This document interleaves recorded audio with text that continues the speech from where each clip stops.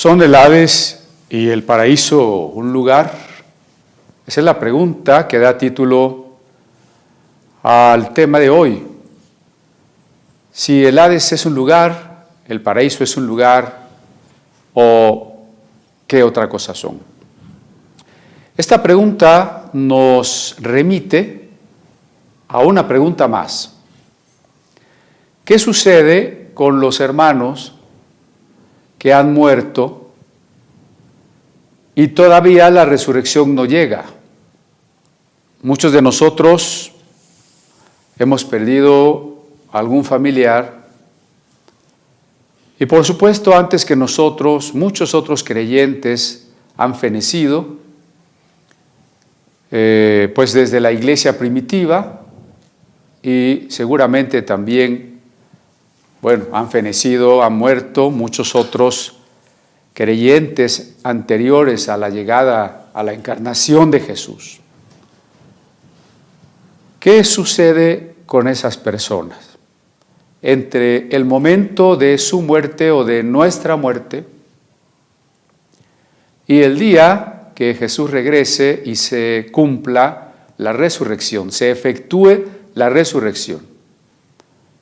Estamos hablando también de muchos siglos, porque como comento de hermanos muertos desde hace tanto tiempo, muchos siglos de espera entre ese instante de su muerte y una resurrección que todavía no sucede, un retorno de Cristo que aún estamos esperando. Por eso se le ha llamado también a este tipo de reflexión la doctrina del estado intermedio. Es decir, entre esta vida, aquí en la tierra, como la que tenemos hoy, los que estamos escuchando esta plática, y el momento en que tengamos ya un cuerpo inmortal que no se enferma, un cuerpo glorioso, ese lapso, pues, entre nuestra tumba y nuestra sepultura y la resurrección, se llama el estado intermedio. Así que nuestras preguntas se refieren hoy al tema, a la doctrina del estado intermedio. Ahora bien, pues este pasaje de Lucas, que tiene entre sus propósitos mostrar qué sucede con la vida aquí en el mundo y con la vida después de esta tierra, con las personas en relación de cómo se portaron, cómo se relacionaron a su vez con el prójimo.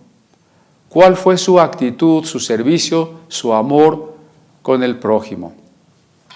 Vamos a leer los versos 22 y 23 del capítulo 16 de Lucas.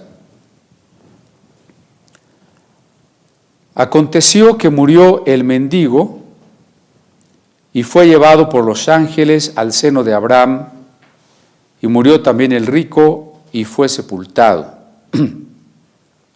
Y en el Hades alzó sus ojos, estando en tormentos, y vio de lejos a Abraham y a Lázaro en su seno.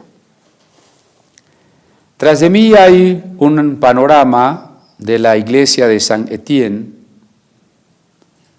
que en el frontispicio de su entrada ojival tiene esculpida en la piedra la escena de esta historia. Nos queda un poco lejano la vista, no importa, después usted lo puede buscar como iglesia de San Etienne y la historia del rico y Lázaro. Pero como las ilustraciones de los domingos pasados, se muestra allí a un Lázaro en el seno de Abraham y a un rico en el Hades. Y vamos a tratar de seguir dilucidando algo que ya habíamos comenzado la plática anterior. Cuando vimos que el Hades era una palabra griega, que ya tenía tras de sí toda una semántica, un significado en el mundo griego, como región de los muertos, y que sirvió a los escritores del Nuevo Testamento para traducir la palabra hebrea Seol, que también era la región de los muertos, y que posteriormente la traducción latina, en la medida en que se consideraba que ese Hades, Seol, estaba debajo de la tierra, lo tradujo como partes inferiores, es decir, infiernos. Pero antes de seguir en ese punto, quisiera yo comentar esta frase que ya leímos del 22. Fue llevado por los ángeles al seno de Abraham. Ni el 22, que habla de los ángeles llevándose a Lázaro, ni el 23, que habla de el rico alzando sus ojos allá en el Hades, ninguno de los dos versículos nos da pie para especular sobre cómo es la muerte, qué se ve cuando uno se muere, o el otro tema de que si las almas andan vagando por ahí.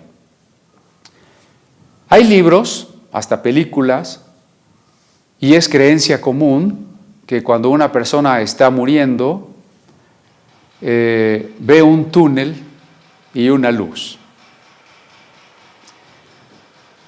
Bueno, si esto fuera así, la Biblia lo diría. Para empezar, ninguna persona efectivamente muerta que haya resucitado nos puede dar una historia, un testimonio de que esto es efectivamente así. Esto son pláticas más bien de personas que han estado en coma y que pues finalmente se han levantado, ¿no?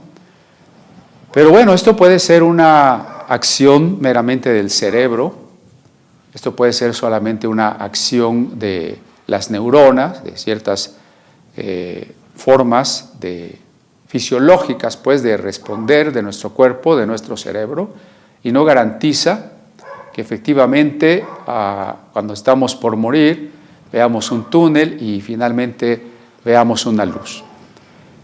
Este tipo de experiencias que han contado tanto creyentes como no creyentes, pues haría suponer que entonces todos, sin excepción, caminan hacia la luz. Pero en la Biblia tenemos relatos de varias resurrecciones. Una de las más explícitas podría ser la del otro Lázaro. El otro Lázaro, no el mendigo, sino el amigo de Jesús, el hermano de Marta y María, aquel que tenía varios días en la tumba y que finalmente Jesús le resucitó. El testimonio de Lázaro o los testimonios de la resurrección de Jesús o de otras personas que resucitaron, en ninguna la Biblia se toma la molestia de querernos explicar o describir cómo es ese trance entre la vida y la muerte, y mucho menos hablarnos de un túnel o de una luz. También es creencia de muchas religiones paganas que los muertos no se iban directamente a la región de los muertos, sino que a veces, por diversas razones, se quedaban vagando por estas dimensiones. Por ejemplo, precisamente los griegos creían que había que pagar una moneda al barquero que permitiera a las almas transitar al otro lado. Por eso las personas con ciertos recursos eran enterradas con una moneda en la boca para poder pagar a Caronte, el barquero. Pero los pobres, pues como no tenían para pagar, no tenían ese óbolo que había que dar al guardián de la entrada, pues andaban vagando por aquí. También en el cristianismo, sobre todo en la rama del ámbito católico romano, se considera que durante 9 días hay que estar rezando el rosario porque tenemos que ayudar a esa alma a entrar en su destino final. Mientras tanto, puede ser que ande por aquí. Los judíos también en la Shivá están pensando que durante esos 7 días el ángel bueno y el ángel malo están apuntando o leyendo o rememorando las obras buenas y malas del difunto para dictar su sentencia final. Y es creencia popular, pues, que si alguna persona se quedó con algún pendiente en esta tierra, no puede descansar. Y de ahí a personas que hasta dicen que escuchan por las noches almas en pena, ruidos en su casa o sobre el techo, cadenas que se arrastran. Bueno, independientemente de que usted conozca a alguien muy cercano, que usted pueda decir, es que mi tía, es que mi mamá dice que mi tío, que su abuelito, que... Los testimonios no son nunca un fundamento teológico, porque hay testimonios de todo. Pare de Sufrir tiene testimonios, los brujos tienen testimonios, los chamanes tienen testimonios, los espiritistas tienen testimonios, todo mundo tiene testimonios.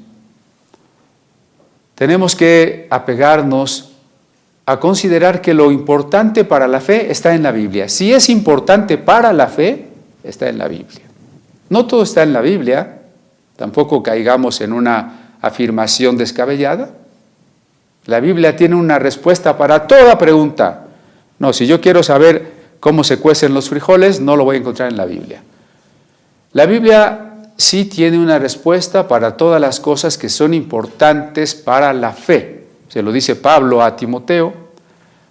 Las Escrituras son inspiradas y útiles para que el hombre de Dios sea enteramente preparado para toda buena obra. Si la Biblia no consideró importante tratar de describirnos qué se siente, cómo es el momento de la muerte, si las almas andan por aquí o no andan por aquí, quiere decir que no tenemos que creer nada de eso. Aquí escuetamente se nos dan algunas pautas. La primera es bastante consoladora. Los ángeles llevaron a Lázaro al seno de Abraham. Los ángeles llevaron a Lázaro al seno de Abraham. Y este es un consuelo para nosotros, tanto por los familiares que hemos perdido, porque ahora podríamos saber que se encuentran en el seno de Abraham. Pero también para nosotros mismos, cuando nos llegue el momento, vamos a poder estar confiados y tranquilos. En primer lugar, porque creemos las promesas de Dios. La certeza del perdón de nuestros pecados no estriba en lo que hemos hecho, en lo que somos o no somos, sino en lo que Dios ha prometido. El sabernos perdonados no tiene garantía en si tomamos los sacramentos o si pertenecemos a tal o cual iglesia, sino en que Dios lo ha prometido y Dios no puede mentir. Sabemos que estamos perdonados. Y si estamos llenos del Espíritu Santo, Él nos fortalece para un trance que seguramente es difícil, como el de la muerte. Pero además sí sabemos esta historia que proviene de los labios mismos de Jesús, que los ángeles, los mensajeros de Dios, nos llevan al seno de Abraham. Y bueno, hay muchas preguntas aquí, ¿no? ¿Para qué ir al seno de Abraham? Y entonces, ¿qué importancia tendría después la resurrección?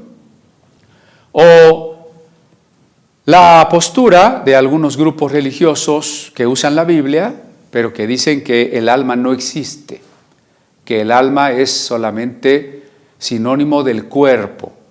Este es el caso de los testigos de Jehová y de algunos grupos judaizantes, que el alma es sinónimo del cuerpo. Así que la muerte del cuerpo es efectivamente también la muerte del alma y no hay nada hasta que no llegue el momento de que Dios establezca el paraíso en la tierra.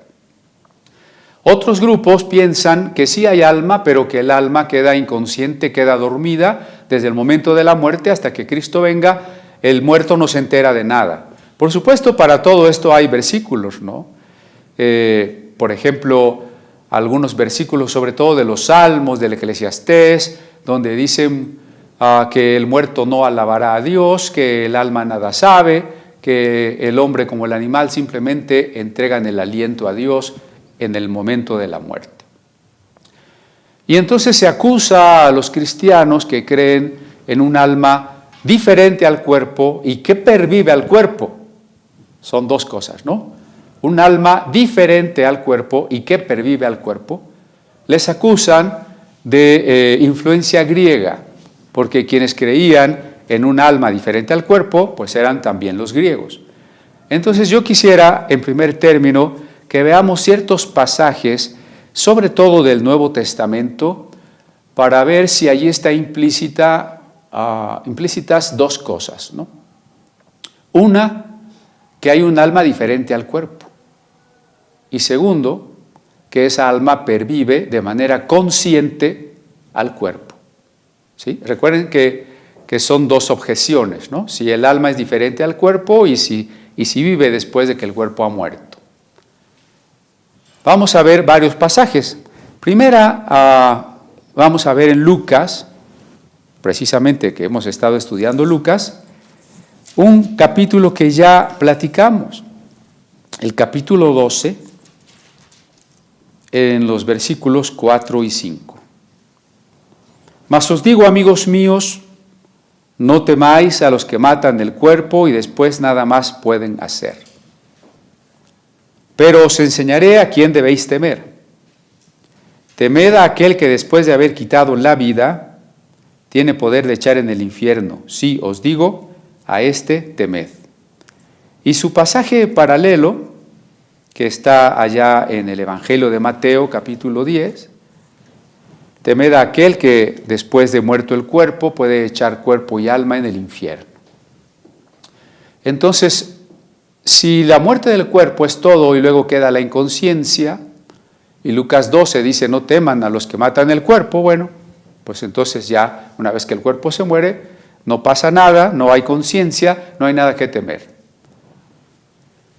Pero Jesús añade, temed a aquel que después de quitar la vida puede echar en el infierno. Y el pasaje paralelo, aquel que puede echar el cuerpo y el alma en el infierno. Entonces, este pasaje nos está sugiriendo por lo pronto que la muerte física no es la peor desgracia que podemos tener. Incluso hemos hablado de que ni siquiera tendríamos que verla como una desgracia. El verdadero temor y la verdadera desgracia sería que tras el fin de esta vida terrena, todavía siga un juicio de Dios en el que en otra dimensión, separados de Dios, una dimensión de sufrimiento, cuerpo y alma puedan ser arrojados. Bueno, esto nos muestra un aspecto. Bien, vamos a ver más pasajes. Vamos a buscar Filipenses 1, 21 y 24.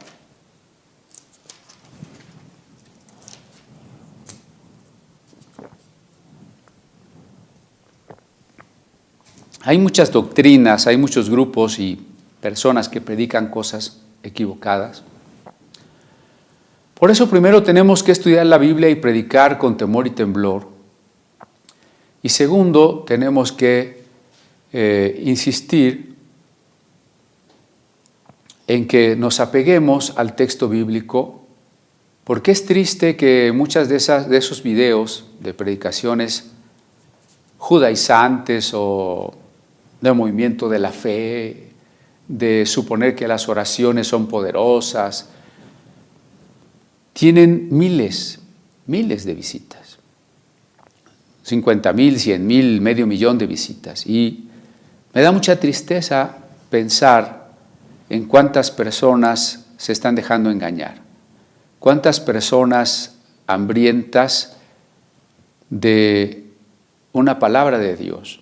Por supuesto, cuántas otras solo tienen comezón de oír, porque le decía Pablo a Timoteo, en los postreros tiempos, y estos, si hay algunos, estos son los postreros tiempos, se multiplicarán los falsos maestros porque la gente tendrá comezón de oír doctrinas conforme a sus deseos desordenados. Cuando uno predica favoreciendo lo que la gente quiere, se va a volver popular. Pero, ¿cómo interpretar este texto que tenemos atrás en la escultura de esta puerta de estilo gótico? El arte cristiano ha sido muy importante para expresar la Biblia y para transmitir mensajes bíblicos. Hemos cantado, por ejemplo, Luz que brota de tu luz. Este es un pensamiento que a partir de Ambrosio de Milán cristalizará en el Concilio de Calcedonia, preocupado fundamentalmente por la cristología. ¿Quién es Cristo? Es el Hijo de Dios engendrado, no creado, luz de luz por los siglos de los siglos. Ambrosio de Milán, uno de los primeros líderes de la Iglesia latina, recopiló los cantos de la sinagoga judía que eran cantados por los cristianos y que fueron poco a poco desarrollándolos más a partir de los modos griegos. Esta combinación excelente entre el canto cristiano de la sinagoga y el canto cristiano griego dio origen al llamado canto ambrosiano, en razón de que Ambrosio de Milán recopiló estos cantos. Y ese es el segundo canto que escuchamos el día de hoy. Ser llevado por los ángeles al seno de Abraham es comenzar a disfrutar de una manera mucho más intensa la luz que brota de la luz, que es Cristo mismo. Pero para eso necesitamos una conciencia después de la muerte, y estamos en ese cuestionamiento, ¿no? ¿Qué dice Filipenses 1, 21 al 24? Porque para mí el vivir es Cristo y el morir es ganancia. Detengámonos un poquito. Si una vez que uno muere queda en total inconsciencia, no sé por qué sería ganancia morir. ¿Será porque ya no vamos a estar sufriendo aquí? ¿O qué dice después? 22. Mas si el vivir en la carne resulta para mí en beneficio de la obra, no sé entonces qué escoger. Porque de ambas cosas estoy puesto en estrecho, teniendo deseo de partir y estar con Cristo, lo cual es muchísimo mejor, pero quedar en la carne es más necesario por causa de vosotros. Pablo está en la cárcel. La carta a los filipenses está escrita desde la prisión. Y Pablo dice, bueno, parece que ustedes están orando por mí y que Dios me va a librar, pero aún si me muero, no es problema. Para mí, si vivo, el vivir es Cristo. Y si muero, es ganancia. Porque como ya hemos comentado y cantado, si vivimos, del Señor somos, y si morimos, somos del Señor. Pero Pablo dice, si a mí me dieran a escoger, no sabría qué escoger.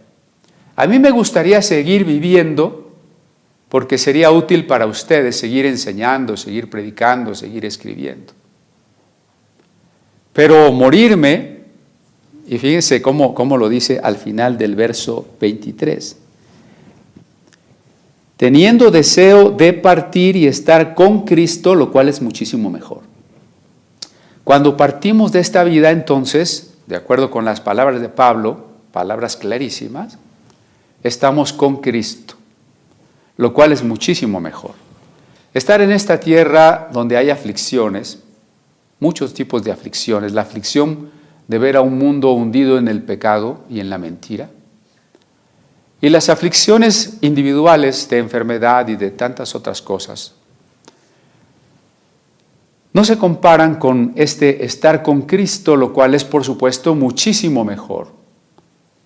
Pero, ¿por qué Pablo, a pesar de que aquí se sufre, estaría dispuesto a quedarse? Por el bien de la iglesia. Porque sabe que él es un regalo, como los ministerios son, un don, un regalo de Cristo para su esposa, para su iglesia. Seguir en esta tierra, cuidarnos, por ejemplo, en este caso de la pandemia, los que servimos a Dios, es una manera de decir, bueno, ojalá pueda estar más tiempo para servirles. Pero si no, si tenemos que partir, y en gran medida nuestro deseo es partir, para estar con Cristo, lo cual es muchísimo mejor.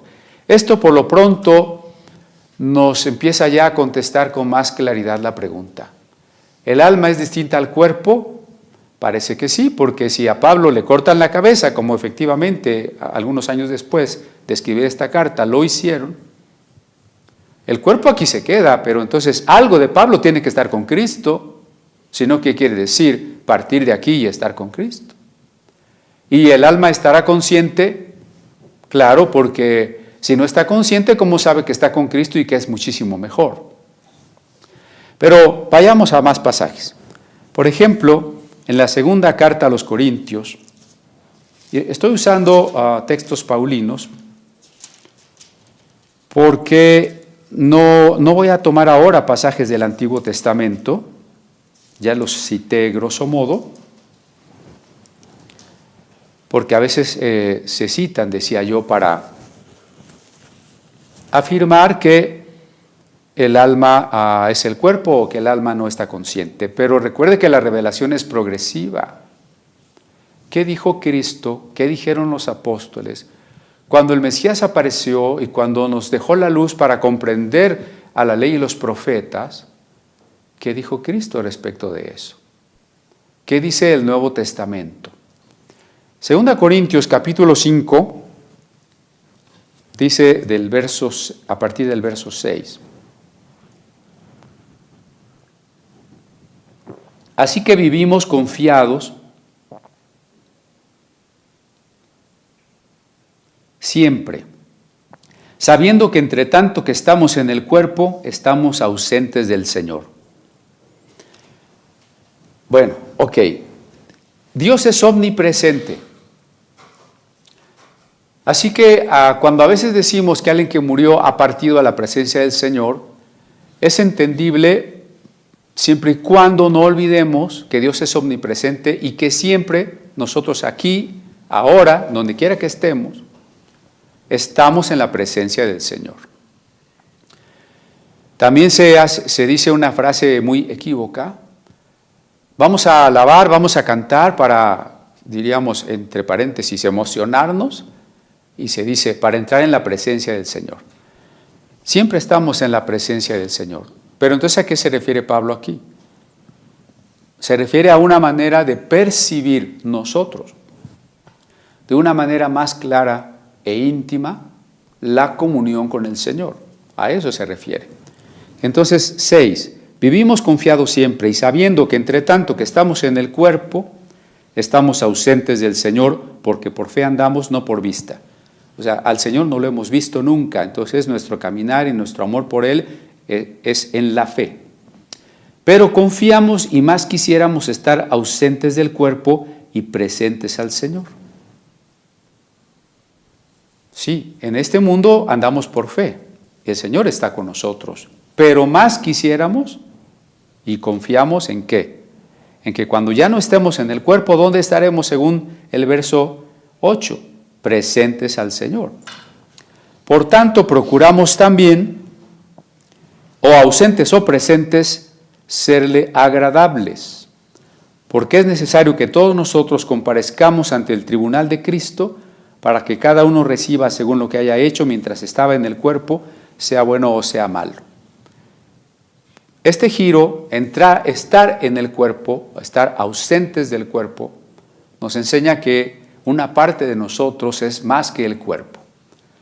Ahora, sí, los griegos, especialmente, no todos los griegos, no podemos generalizar, pero los griegos de la corriente de la religión órfica, y de ahí el platonismo y el neoplatonismo, también creían en una diferencia entre el alma y el cuerpo.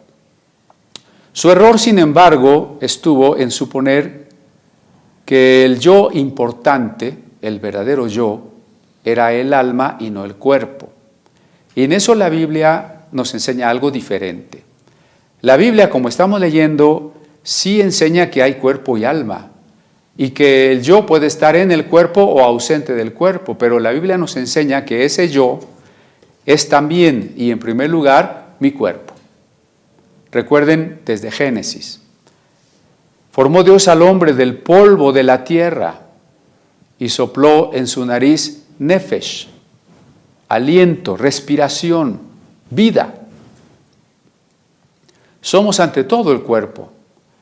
No olvidemos que la prueba fundamental y la doctrina central de que ante todo somos el cuerpo es la resurrección, que Pablo está tocando en este mismo capítulo de 2 a los Corintios, pero un poco más antes pues de lo que leímos. Por ejemplo, dice el verso desde el 1, ¿no?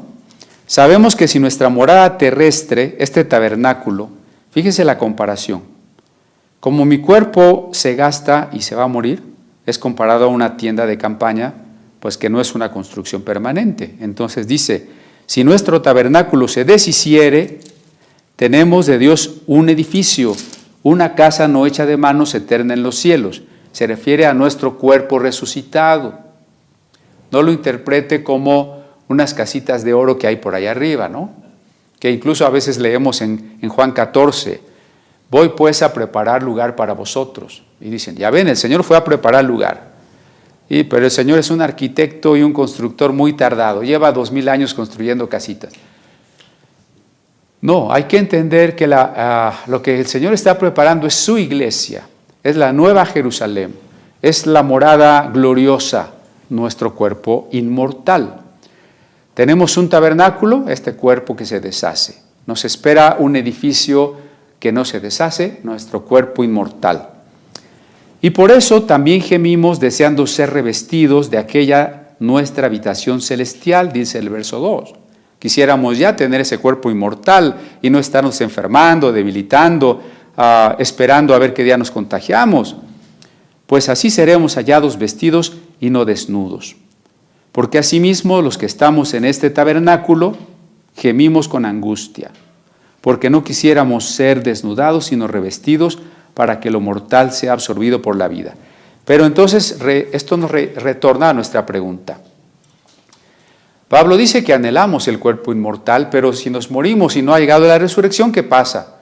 Entonces Pablo dice, estamos ausentes del cuerpo, pero estamos presentes al Señor a la espera del tribunal de Cristo, donde lo que hayamos hecho en el cuerpo recibirá una retribución. Bien, ahora vamos a un siguiente pasaje, si no ya nos vamos a tardar mucho. En Apocalipsis 9, Apocalipsis 6, perdón. Apocalipsis 6.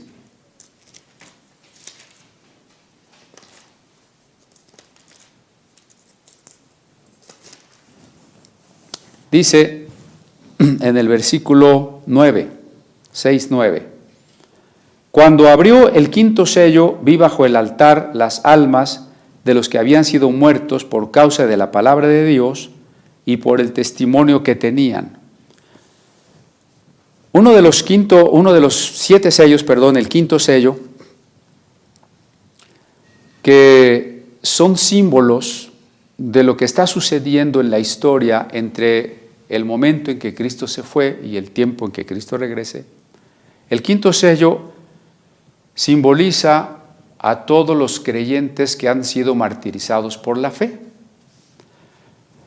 Y aquí la descripción es como estar en el altar de los holocaustos, ese altar de bronce que estaba a la entrada del templo, donde se mataban los borregos, las vacas. Entonces los mártires están allí a la manera de un animalito sacrificado. Las almas de los que habían sido muertos, aquí la idea es degollados, por causa de la palabra de Dios y por el testimonio, ¿no? Los que han muerto por el testimonio. Muy bien, entonces la pregunta es, ¿y todos los hermanos que ya murieron por su fe, están conscientes o no están conscientes? Y entonces el verso 10 dice, clamaban a gran voz diciendo, ¿hasta cuándo, Señor santo y verdadero, no juzgas y vengas nuestra sangre de los que moran en la tierra? Los mártires asesinados están orando, están clamando, y se les contesta que descansen hasta que se complete el número de sus consiervos, que también habrán de ser degollados. Entonces fíjese, son personas que ya se murieron, eso es evidente, pero la resurrección no ha llegado porque todavía faltamos muchos más para morir por Cristo. Muchos más podríamos ser martirizados todavía por Cristo. Ellos tienen que esperar que se complete el número de los mártires en la historia de la iglesia. Pero ¿qué colegimos de aquí? Pues primero que esas personas, aunque su cuerpo esté en la tumba y se haya, pues ¿qué digo en la tumba? Ya se haya desintegrado, algunos murieron hace muchos siglos, ellos siguen existiendo, siguen existiendo que claman y Dios les contesta. Luego entonces hay conciencia, ¿no? Hay conciencia. Bueno, voy a ir a 2 pasajes más. Ahora, el libro de los Hechos, en el capítulo 2. Ahí Pedro está dando su sermón de Pentecostés. Y cuando quiere demostrar que el Mesías tenía que resucitar, Pedro cita de la Biblia Septuaginta un salmo que está estoy ahora en el verso 31, ¿no? Citó el salmo donde David dice, el 27, no dejarás mi alma en el Hades, ni permitirás que tu santo vea corrupción. Pedro cita el Salmo 16, verso 9, aquí en la versión Septuaginta, Hechos 2, 27, porque no dejarás mi alma en el Hades, ni permitirás que tu santo vea corrupción.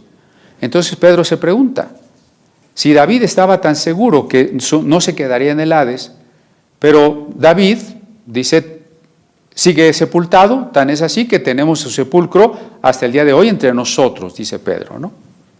Y es que, la arqueología bíblica ha avanzado mucho. No sabemos al día de hoy exactamente cuál haya sido el sepulcro de David, pero al menos por las palabras de Pedro, en aquel entonces al menos se creía que cierto sepulcro había pertenecido a David. Para que no se me olvide, les comento también que esta semana autoridades de las antigüedades de Israel encontraron tejidos de ropa, de una tela, púrpura, de los tiempos de David y Salomón. Esa es una de las noticias que ha dado en conjunto a los museos de arqueología de Israel. Encontraron tela púrpura de los tiempos de David. ¿Y se acuerdan que el rico se vestía todos los días de púrpura y de lino fino? La nota arqueológica dice que la púrpura era entonces más cara que el oro, entre paréntesis, ¿no? Para que vayamos viendo el desperdicio en el que vivía, o lujo, yo digo desperdicio, en el que vivía el rico. Pero regreso al punto. David dice, no dejarás que tu santo vea la corrupción y no me quedaré en el Hades. Y Pedro dice, sin embargo, David sigue sepultado entre nosotros. Y por eso va al verso 31 y explica que lo que sucede es que viéndolo antes, habló de la resurrección de Cristo, que su alma no fue dejada en el Hades, ni su carne vio corrupción. Entonces aquí Pedro hace una diferencia clara. El cuerpo de Cristo no se descompuso estando más de 3 días en la tumba, y el alma de Jesús no se quedó en el Hades. Por supuesto, hay otras formas de poder traducir esto. Algunas Biblias traducirían, no dejarás mi persona en el sepulcro. Pero acuérdense que ya estudiamos que tanto en el concepto hebreo de Seol como en el Hades griego, no se trata solo de la tumba, no solo del sepulcro, sino de la región de los muertos. Y por último, ahora sí voy a ir a un pasaje del Antiguo Testamento.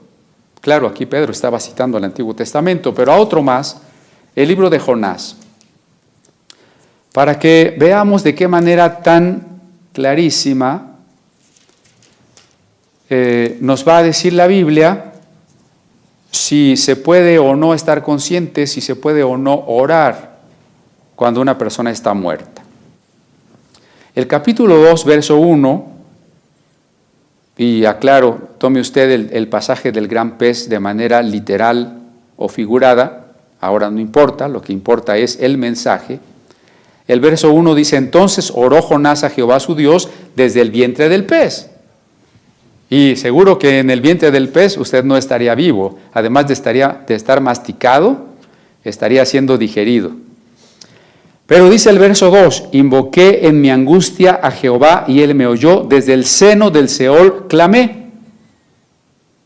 Note el concepto Seol como una región no individual, sino colectiva para los muertos, y como es un lugar, una dimensión desde donde es posible tener conciencia, por lo pronto orar. Bueno, me voy a seguir al versículo 6, por si alguien dudara de que se está hablando de alguien que murió. Descendí a los cimientos de los montes. ¿Dónde se consideraba que estaba el Seol? En el cimiento de los montes. Y estaba muerto o no, la tierra echó sus cerrojos sobre mí para siempre. O sea, de que estaba muerto, ¿no? Mas tú sacaste mi vida de la sepultura, oh Jehová Dios mío. ¿Sí?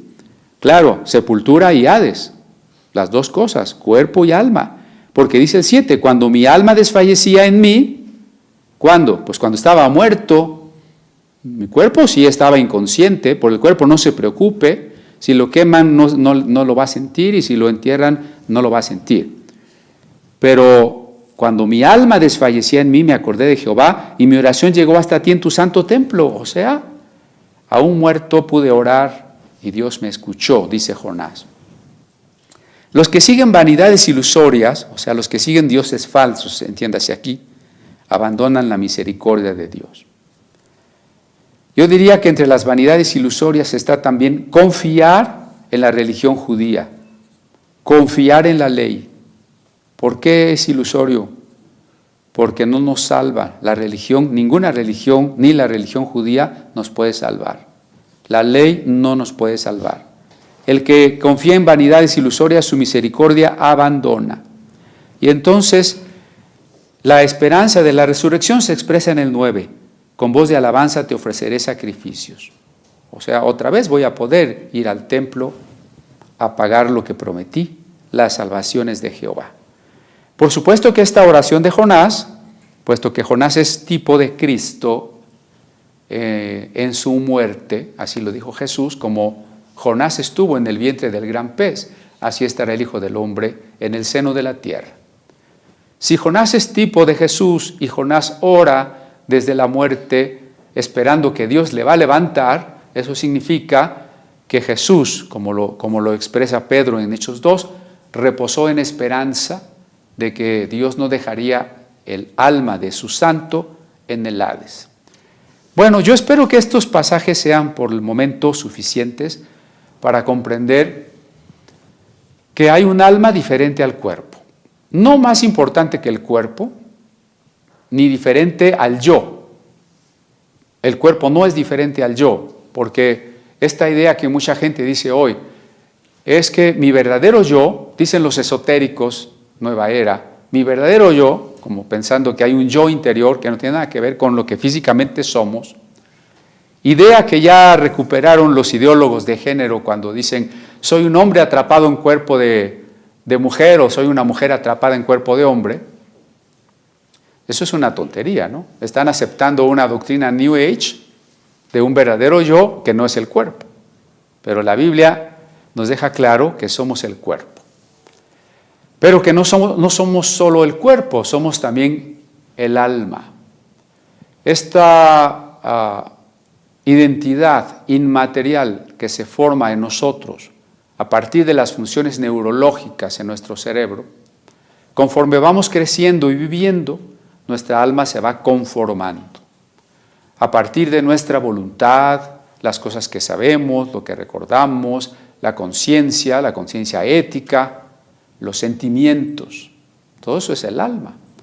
Y aunque el alma no podría haberse formado sin un soporte material, en este caso el cerebro, no se reduce al cerebro como las posibilidades informáticas, lógico-matemáticas de una computadora no se reducen a la parte física de nuestra computadora. Entonces, de la misma manera, entonces concluyamos, hay un alma diferente al cuerpo y que pervive al cuerpo. Es parte del yo, como lo es el cuerpo, y no es importante últimamente sin el cuerpo, y por eso esperamos la resurrección. Pero vamos otra vez a Lucas 16. Si en el Hades el rico alzó los ojos, estando en tormentos, y vio a Abraham y a Lázaro en su seno. Entonces dice el verso, bueno, ya iba yo al verso 23 y 24, pero no, espérenme, voy a regresar a parte de la pregunta. ¿Son lugares o no son lugares? ¿No? Si no se me va a acabar el tiempo y no hemos contestado al título. Aparentemente parecen lugares porque aquí dice que había incluso una cima, es decir, un abismo, cima con S es un abismo, que separaba un espacio de otro, el paraíso del Hades. La creencia común que se expresa también en esta narración es como si estuviera más allá, más abajo de la sepultura. Pero ahora, el alma no es material. Tenemos que partir de este entendimiento, ¿no? El alma no es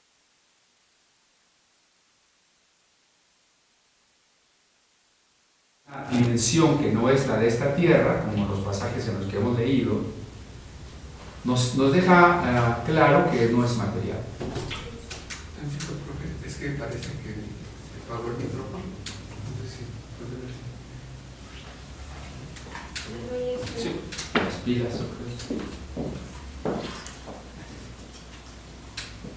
Bien, entonces, decía yo, voy a repetir lo último. El alma no es material.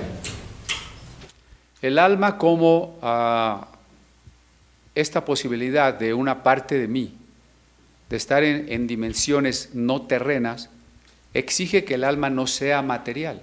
El alma es espiritual, el alma es espíritu. Ahora bien, el alma, por supuesto, ha tenido, o es una palabra que ha tenido muchos conceptos a lo largo de su historia, ¿no? No pretenda usted que cada versículo de la Biblia en el que se dice alma significa lo mismo. Las palabras van teniendo diferentes acepciones y sobre todo desde un punto de vista histórico las palabras van adquiriendo una semántica conforme las doctrinas se desarrollan. Así que el alma en las etapas más antiguas de la revelación simplemente significa la respiración, el hálito de vida. Más adelante el alma llega a significar la persona entera. Pero para el periodo intertestamentario y para el Nuevo Testamento, el alma ya representa la parte inmaterial del hombre. Y si esto es así, entonces, para empezar, el alma no pesa 21 gramos. Hay cristianos que se han ido con esa trampa, ¿no? Es que han hecho experimentos y cuando una persona se muere pierde 21 gramos. Pues suponiendo que pierda algunos gramos, no sabemos por qué los pierda, simplemente porque ya no está respirando, pero el alma no pesa. El alma no pesa 21 gramos. Así fuera 21 gramos, un gramo, un miligramo, un millonésima de gramo, significaría que tiene masa atraída por la fuerza gravitacional. Y no es el caso del alma. ¿De acuerdo? Entonces, el alma no pesa, no es material. ¿Cómo definíamos la materia? Pues en la escuela, desde la secundaria, pues como todo aquello que ocupa un lugar en el espacio. Si el alma no es material, el alma no ocupa un lugar en el espacio. Esto pues puede ser difícil de intuir, ¿no? Porque estamos acostumbrados a que todo está ubicado en un lugar. Las categorías del entendimiento exigen la noción de tiempo y espacio para ubicar una cosa. Pero el alma no ocupa lugar. Así que cuando nos preocupamos porque ¿dónde estará el alma? ¿En el corazón? ¿En el cerebro? ¿En los riñones? El alma no ocupa lugar en el espacio. Interactúa con el cuerpo sin ocupar un lugar en el espacio.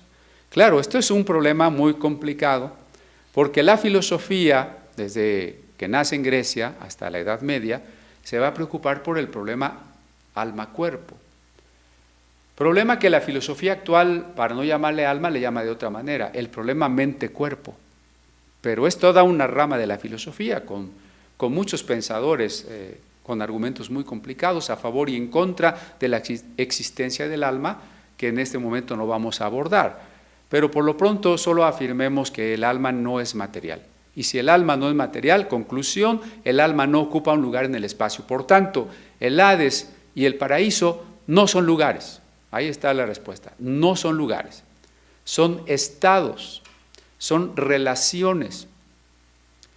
El seno de Abraham es la relación de comunión con Dios. Y el Hades o Seol es la relación de ausencia, de falta de percepción del amor divino. Antes de eso, entonces, explico por qué aquí parece hablar de lugares. ¿Por qué los hebreos se lo imaginaban así? No solo los hebreos, todos los pueblos antiguos. Bueno, precisamente porque ellos tenían otro concepto del mundo. Ni siquiera diría yo universo, sino del mundo. La tierra era plana como este mueble, y debajo de la tierra estaban las aguas del mar que sostienen la tierra, que a su vez en la profundidad se vuelven abismos, y en esos abismos está el Hades, y en el abismo de los abismos está el Tártaro. Por el contrario, arriba de la tierra están las nubes, y sobre las nubes hay una bóveda de bronce dura, un firmamento donde las estrellas están detenidas. Más arriba de esa esfera, de esa semiesfera, está el trono de Dios. Entonces el mundo para los antiguos era de 3 niveles. Lo que está arriba en el cielo, abajo en la tierra y en las aguas debajo de la tierra. Así lo expresa, por ejemplo, los 10 mandamientos. No te harás imagen de cosa alguna que esté arriba en el cielo, ni abajo en la tierra, ni en las aguas debajo de la tierra. Ese es el concepto del universo. Pero ese concepto pues ha cambiado porque conocemos mucho más de la creación de Dios hoy. Sabemos que la tierra no es plana, es una esfera. Sabemos que las estrellas no necesitan estar detenidas por un firmamento, que de hecho están muy lejos de nosotros, que son más grandes que nuestro planeta. En fin, sabemos muchas cosas. Y entonces tenemos que replantear que la concepción topológica, geográfica, de lo que los antiguos pensaban, dónde estaba el cielo y el infierno, pues es inadecuada. Eso no significa que el mensaje central se elimine. El mensaje teológico, el mensaje espiritual permanece. Ese no cambia. ¿Sí? Que el infierno no esté abajo no quiere decir que no haya infierno. Que el cielo no esté arriba no quiere decir que no haya cielo. ¿Sí me explico? ¿Por qué? Porque lo importante no es dónde se ubicaban, porque acabamos de demostrar que no son lugares y no pueden ser lugares. Si son estados, entonces no tienen una ubicación física y eso no importa. Podemos trascender el lenguaje figurado. Yo insistí desde la primera sesión que tocamos este pasaje, que es un pasaje que usa el lenguaje figurado, pero que usa cosas o que dice cosas verdaderas. Le he dicho otra ocasión un ejemplo simplista, pero que por ser tan simplista no se le va a olvidar. Vamos a suponer que yo le digo que este celular me costó un ojo de la cara. ¿Es literal que tengo un celular? Sí. ¿Es literal que me saqué un ojo y pagué? No. Pero sin embargo, ¿es verdad que me costó muy caro? Sí. Entonces, el lenguaje figurado es una manera de expresar cosas reales, cosas verdaderas. Esta historia expresa cosas verdaderas. Hay hombres ricos que se olvidan del prójimo. Hay mendigos que sufren. Hay hombres en la miseria. Eso es real. ¿Todos vamos a morir? Eso es real. ¿Los creyentes vamos a ir al seno de Abraham? Sí. ¿Los no creyentes van a ir al Hades? Sí. Todo eso es real. Aunque esté expresado con lenguaje figurado. Por lo pronto, mire, si el rico está en tormentos y el pobre está viendo al pobre en deleites, el pobre está en deleites, el rico sufre. Esto me hace recordar, hace muchos años, tendría yo como 20 años, Samuel estaba recién nacido, andaba yo caminando hacia el mercado y Y yo decía, ¿y qué tal si todo esto es sueño? Si todo lo que está pasando es un sueño. Bueno, ahora que lo veo a tantos años de distancia, parece un sueño. Pero esto ya lo había planteado Calderón de la Barca en su famosa obra La vida es sueño, donde dice, sueña el rey que es rey, sueña el siervo que es siervo, yo sueño que estoy de estas prisiones atado. Es algo que en términos contemporáneos planteó la película Matrix. Y si no somos más que la proyección de un juego virtual, de una máquina que alguien está manejando, va a decir, bueno, ahora sí el pastor se fue por quién sabe dónde. No, a lo que quiero llegar es al planteamiento de René Descartes, el filósofo, que planteaba que la idea de Dios es inmediata a nuestro espíritu, es una intuición inmediata, evidente. Pero él se preguntaba por las certezas que podemos tener y entonces dice, ¿y qué tal si yo no existo? ¿Qué tal si todo esto que pasa es el engaño de un genio malvado? Y entonces llega a aquella conclusión de que, bueno, si vamos a suponer que yo estuviera soñando, bueno, estoy soñando. Dentro del sueño me hago preguntas, y si me hago preguntas, estoy pensando. Y entonces viene la conclusión. Ergo cogito ergo sum. Entonces, si pienso, luego existo, ¿no? Si estamos pensando, entonces existimos. ¿Por qué he querido traer esto a colación? Porque si el rico está sufriendo, entonces existe. Porque si el pobre está en la bienaventuranza, entonces existe. Si está sufriendo, está pensando. Si está teniendo deleites, está pensando. Están conscientes. ¿Sí me explico? Entonces, afirmar que el alma queda inconsciente o que el alma no pervive al cuerpo es contradecir esta historia y todas sus implicaciones. Pero entonces, vayamos aclarando eso. Ahora al verso, 24. Entonces él, dando voces, dijo, Padre Abraham, ten misericordia de mí, y envía a Lázaro para que moje la punta de su dedo en agua y refresque mi lengua, porque estoy atormentado en esta llama. Entonces hay un lenguaje figurado. El rico está tan consciente que siente una tortura. Recuerden que esta es una historia de las inversiones. Mientras el rico podía deleitarse en sus banquetes y el pobre se le antojaban las migajas, ahora el rico quisiera un poco de agua. Tiene una sed terrible por la que pide a Abraham que le dé permiso a Lázaro de llevarle un poquito de agua. Miren, no como un vaso que tengo aquí o como un sorbo que doy. Se hubiera conformado, fíjese la hipérbole, con poner la punta del dedo y ponerla en la punta de la lengua. ¿Qué significa esto? Que el Hades es un estado de ausencia de Dios.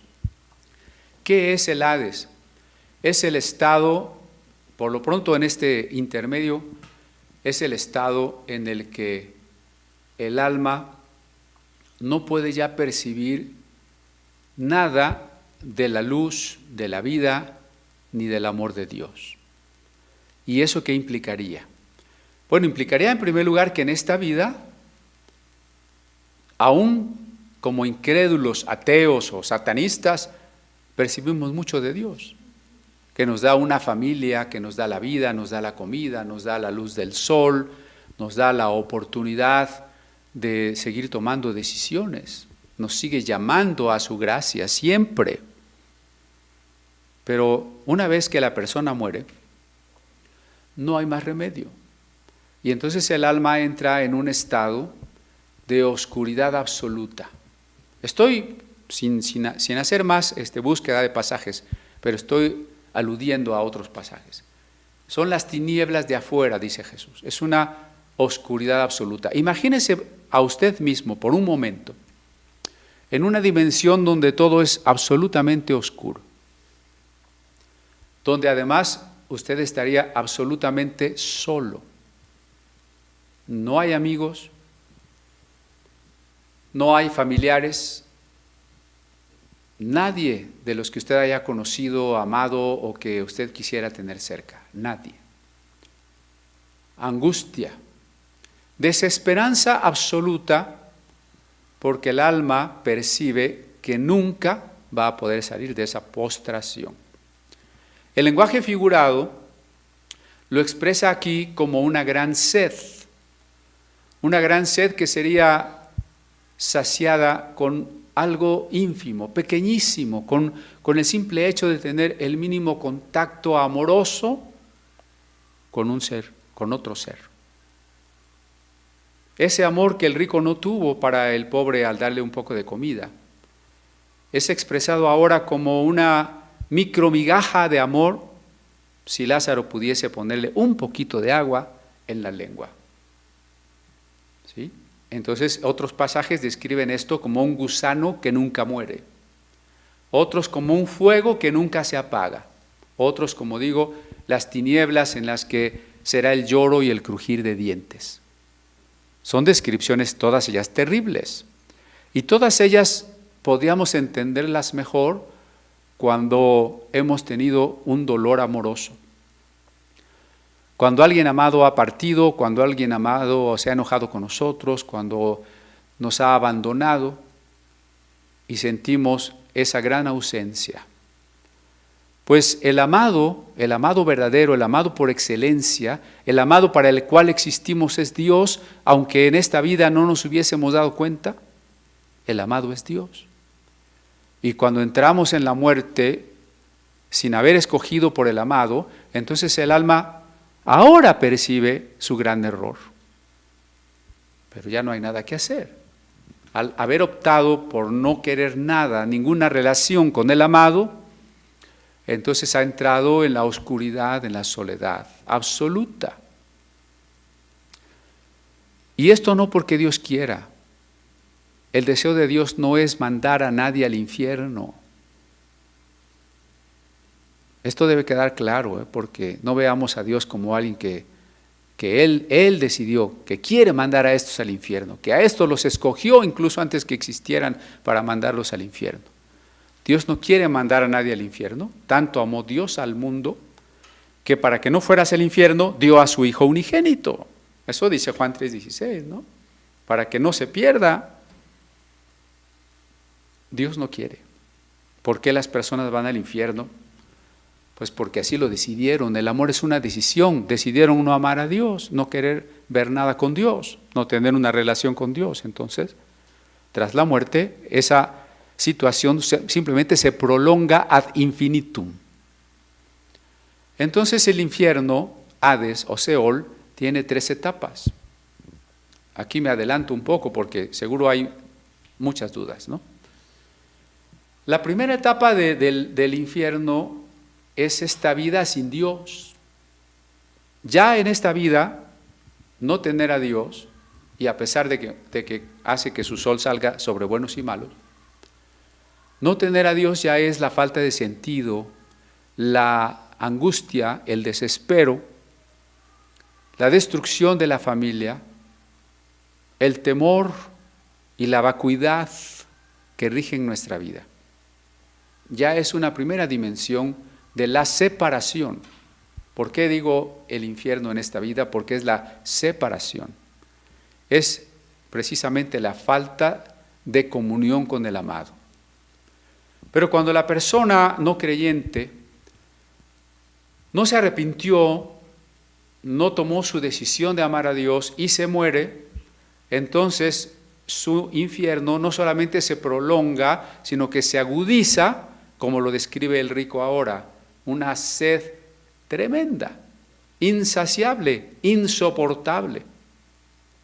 Pero como este Hades es un estado intermedio, cuando llegue la resurrección para juicio, la resurrección para condenación, llegaremos a la tercera parte del Hades, cuando Apocalipsis dice, y el Hades será echado en el lago de fuego. Entonces, esa tercera parte, la región de los muertos, ahora no solo como un estado intermedio, sino inserta en el lago de fuego. 3 etapas de un estado de ausencia, de soledad, de oscuridad. Vamos al verso 25. Vamos a leerlo en griego, a ver si tenemos ahí la fotografía del texto. Por lo pronto les voy a presentar una Torá, una ley, un enrollo. Este es un estuche para guardar la Torá, un tipo de estuche que desarrollaron sobre todo los judíos sefaraditas, los judíos españoles. Abrimos la Torá y tenemos el rollo. Aquí hay un yad. Yad significa mano, es una pequeña manita en la punta, para señalar la lectura. De otra manera sería irreverente señalar la lectura, que se hace de derecha a izquierda. Esta es una Torá. Ahora bien, la Torá en este pasaje tiene gran importancia, porque como veremos, Abraham remite al rico a la Torá. El problema primero es que este rico seguramente confió en la Torá, porque el contexto es que los fariseos y escribas están muy confiados en la Torá, la enseñan, la interpretan, la copian, pero no aman al prójimo. Entonces, confiar en la Torá para salvación es vanidad ilusoria, y no nos llena del Espíritu Santo, nos llena de soberbia. Si usted conociera a algunos cristianos ahora judaizantes y la soberbia que les caracteriza, esa soberbia les impide entonces amar al prójimo como Dios quiere que amamos al prójimo. Ahora sí, si tenemos el texto en la pantalla. ¿Sí? ¿Tenemos el texto en la pantalla? Ok, lo leo primero. Ipen de Abraham, tegnon, nistithi, o tiapela vesta agazasu inti soisu, que zalatos omíos tocaca, nindeode para que leite, si de adinase. Vamos a leerlo despacio. Ipen de Abraham, dijo entonces Abraham, tegnon, hijo, nisite o tiapelaves, recuerda que recibiste, tagazazú, los bienes tuyos, intisoisú, en la vida tuya, que Lázaros omíos, que Lázaro asimismo, tacacá, los males. Nindeode, ahora empero aquí, para calite, es confortado, sude odinase, mas tú eres atormentado. Ahora lo leemos ya de corrido en la traducción castellana. Pero Abraham le dijo, hijo, acuérdate que recibiste tus bienes en tu vida y Lázaro también males, mas ahora estés consolado aquí y tú atormentado. Bueno, el progreso del peregrino es a la par de las obras de este es de John Bunyan, a la par de las obras de John Milton o de William Shakespeare, después de la Biblia, lo mejor de las letras inglesas. Hay una historia, bueno, este se trata también de una alegoría. Una persona oye el Evangelio y comienza su caminar cristiano hasta la patria celestial. John Bunyan, que estaba en la cárcel, que escribió este libro en la cárcel, en pequeños papelitos con los que se tapaba las botellas de la leche, escribió esta obra pues en el siglo XVII y de manera alegórica cuenta la vida de todo cristiano como la de un caminante que se va a encontrar una serie de obstáculos, peligros en el camino que es el camino de la conversión al cielo. En ese camino les voy a leer solo una de las historias que nos ilustra el pasaje que acabo de leer. Vi también en mi sueño, porque John Bunyan dice, a la entrada de una cueva me recosté y comencé a dormir y en mi estar dormido soñé. Vi también en mi sueño que el intérprete tomó a Cristiano de la mano. Cristiano aquí representa a usted y a mí, intérprete a un maestro de la Escritura. Lo condujo a un pequeño cuarto donde estaban dos niños, sentados cada uno en su silla. Todo cristiano debería haber leído El progreso del peregrino. así que se lo recomiendo mucho. Pasión parecía, el nombre de un niño, de los dos niños, el nombre de uno era Pasión y el del otro Paciencia. Pasión parecía estar muy descontento, mas Paciencia estaba muy tranquila. Entonces preguntó Cristiano, ¿por qué está descontento Pasión? El intérprete contestó diciendo, el ayo quiere que Pasión espere hasta el principio del año venidero para recibir sus mejores cosas. Mas Pasión todo lo quiere al momento. ¿Recuerda que pasión es los deseos que nos arrastran? Pasión todo lo quiere ahora, ¿eh? Acuérdese que nuestra época y la publicidad insisten en que debes de gozar ahora, ahorita. Ahorita quiero fornicar, fornico. Ahorita quiero comer, como. Ahorita quiero enriquecerme, robo. Ahorita lo quiero. Paciencia, al contrario, está resignado a esperar. Luego vi que vino un hombre a Pasión y le trajo un saco de tesoros y lo vació a sus pies. O sea, le dio tesoros a Pasión, al desesperado. Y el niño los recogió con gusto y se divirtió con ellos, haciendo burla al propio tiempo de Paciencia, como diciéndole, tú no tienes nada.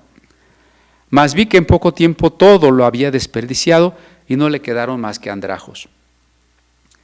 Y luego dice Cristiano, explíqueme usted, señor intérprete, el significado de esto. Intérprete contesta, estos dos muchachos son figuras, pasión de los hombres de este mundo y paciencia de los del venidero. Porque como has visto que pasión todo lo quiere en este mismo año, es decir, en este mundo, así son los hombres mundanales. Quieren gozar de todas sus cosas buenas en esta vida y no pueden esperar hasta la vida venidera. Aquel dicho, un pájaro en mano vale más que 100 volando, les es de más autoridad que todo el testimonio divino sobre los bienes del mundo venidero. Mas como viste que él pronto malgastó todo y nada le quedó sino andrajos, lo mismo sucederá con tales hombres en el fin de este mundo. Luego Cristiano habla, veo que Paciencia tiene la mejor sabiduría, y eso por dos razones. Primero, porque espera para recibir sus cosas buenas, y segundo, porque él recibe sus tesoros cuando el otro no tendrá más que andrajos por haber malgastado lo que tenía. Intérprete contesta, y bien puedes agregar otra razón, a saber, la gloria del mundo venidero nunca se acaba, mientras que los bienes de este mundo se desvanecerán pronto. Por lo tanto, Pasión, aunque recibió sus buenas cosas, desde luego, tenía menos razón de reírse que Paciencia, puesto que éste recibirá sus tesoros al fin. Así, el primero tiene que ceder paso a lo que viene después, cuando llegue la hora.